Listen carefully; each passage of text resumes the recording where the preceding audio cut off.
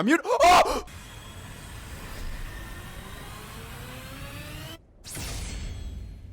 That sounded like Ring Fit. My disappointment is immeasurable. So now that Sephiroth has been announced at the Game Awards and released in one of the coolest ways with a boss rush and a challenge mode where you can unlock him early before his official release date, but since Sephiroth has been released, there has been a leak that has circulated once again and has resurfaced due to his inclusion into Smash. This person seemingly leaks the next 3 characters that are coming up due to their credibility in terms of date and how accurate their information has been. Once again, I did say seemingly because this could be false. This could just be a really good guess, but I wish to cover it anyways because, I mean, Smash circulation and leaks is just really fun to go over in my opinion, and hopefully you guys agree, and that's why you guys are watching. As I cover this, keep in mind that this post was made in May 2020, which means this was even made before Min Min was revealed, but after we knew there was an ARMS character coming. Now, the first character on this list is Min Min. Seemingly, it says ARMS and Ninjara. So by this, it is strange that they say Ninjara as well, but remember Sakurai did say that he was going to put Ninjara in the game, but Min Min came first because of the director's word. So perhaps Ninjara was really close into getting into Smash actually. Now, if we are guessing Min Min, a lot of people did have Min Min in mind in terms of who was going to be the next character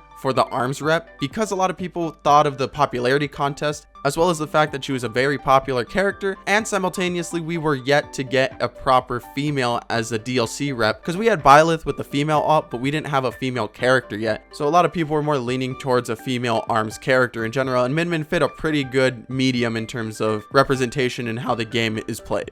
So Min Min is a pretty solid pick. The second one that we're going over is Steve, and personally, guessing Steve in my head, I really wanted him in the game and I thought a Microsoft rep was going to happen, but as you know me, I thought Chief would get in before Steve, and I could never have guessed that. As deserving as Minecraft is to be in Smash Brothers, it's insane that this guy has both of these in my opinion. I think Steve is, if you're putting a list of 6 characters, I personally wouldn't have as a prediction, put Steve here, but as the biggest selling game, as the phenomenon that it is, it deserves it, and maybe it's easier to guess than I truly think. Still though, like I said, Steve being into Smash was something that a lot of people didn't see. If you look at the reactions, it was something that was mind-blowing, and even Mario's reaction in that trailer really put in stage of how monumental and strange this was to be happening in that game. Even Sakurai said how incredibly difficult and strange it was for Nintendo to come and ask him to put Minecraft in the game, to which I believe he said that they didn't understand what game Smash was and how hard it would be to incorporate him. So overall, that could be a good guess, but like I said, I'm covering this as a leak, but at the same time, I'm looking at it in terms of, could this guy have just guessed the 3 properly so far? And again, Sephiroth was honestly out of left field in my head. If we were getting a Square Enix character, I would have not thought we were getting another Final Fantasy VII character, especially with how tight Square Enix was in terms of giving Smash Brothers the rights to Final Fantasy and using music tracks, and even letting Cloud into the game and not allowing him to be in cinematics. Now, perhaps that was just in order to make a really good cinematic that Square Enix could put a lot of their money into so that they wouldn't spend a lot in terms of getting agreements, and Sakurai explained how a lot of the music and rights to Final Fantasy VII is shared amongst a lot of people. So personally, to me, I would have never guessed another Final Fantasy VII character. If I was going to go with the Square Enix character, I was going to guess Gino, but we saw how that turned out. And now to the next 3. I'm going to do a quick spoiler warning. If you don't want to see the next 3 in terms of if this leak is actually correct, then I would recommend stop watching. But if you're watching this video anyways, this is probably what you want to see. Alright, so the first character on this list is Ryu Hayabusa, which, in my honest opinion, I don't think that's that surprising, and this does give this leak a lot more credibility in my opinion, because, as I said in that one Steve video, who's to say that when people went off about Ryu Hayabusa joining Smash and everybody disproved them because they never joined the first Fighters Pass, what if he's actually going to be in the second Fighter Pass and he just took a lot longer to negotiate and work on? I truly believe that we couldn't have wrote off that leak, because a lot of people were dead center that he was getting in the game just as much as Steve was going to get in the game when Ken and Incineroar were being leaked. Now, Koei Tecmo has had a really big part of Nintendo's stakes as of recently by making a lot of their Warrior games, including Hyrule Warriors, in which is like a direct prequel to Breath of the Wild. This prequel may even lead into the sequel of Breath of the Wild, which is insane that they're even giving another company the rights to tell a story like this and be in charge of it. And then Verjabin once said back in 2019 that Koei Tecmo and Smash Brothers were in talks for a character, and a lot of people took this as this was the Fatal Frame inclusion as the assist trophy,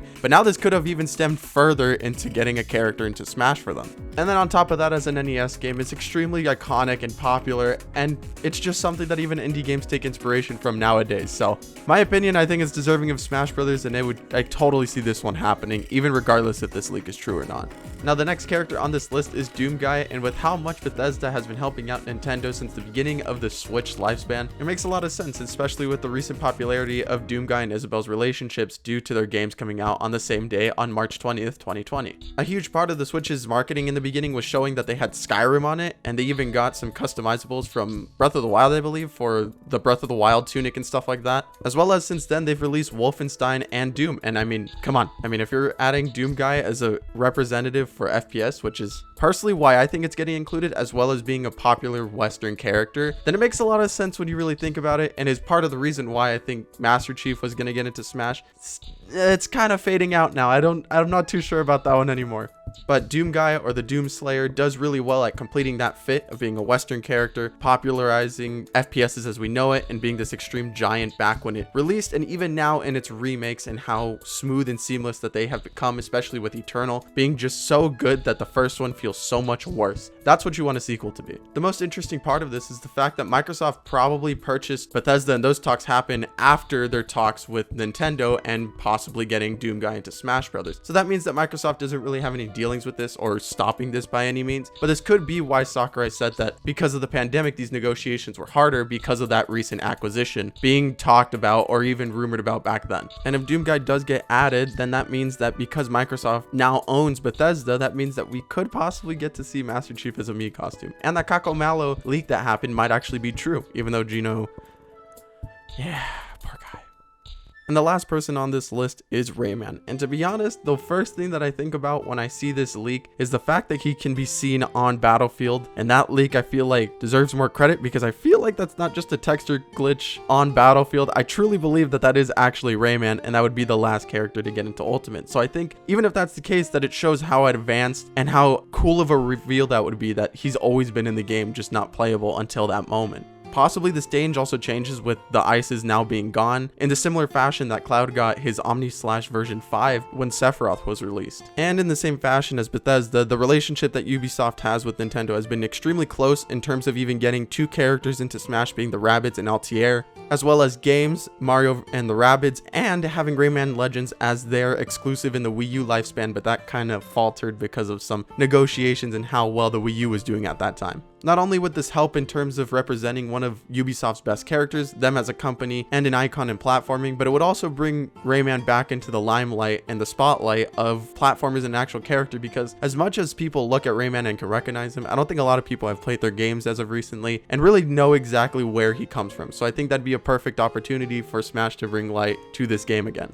Now, with this being a potential leak, do I 100% believe it? Not really. I'm still skeptical. If it turns out that Ryu's added, I might not believe it as much because I think that's just going to happen regardless. But if I see Rayman or Doomguy, I'm going to believe the last two characters. But in my mind, these are pretty solid picks and pretty safe picks, and they make a lot of sense with what has been rumored from years prior. On top of that, there has been another leak that has shown that a list of 40 characters was given to Sakurai to choose from for the fighter passes. And so far, it's been pretty accurate, but at the same time, you could just, look at a Smash ballot and copy paste those 40 characters, and it's pretty accurate. But I'm going to cover that in a separate video. So if you guys do want to see that video, make sure that you subscribe. Only about 7% of you guys are actually subscribed, so it would mean the world to me if you actually just check if you're subscribed and enjoy my content. I have other videos that you can go ahead and watch. And thank you so much for your guys' support as of recently, even though that I haven't put out that many videos, but promise I'm going to figure something out in terms of how I can pump these videos out more. I hope you guys enjoy your day, and Happy New Year to all of you.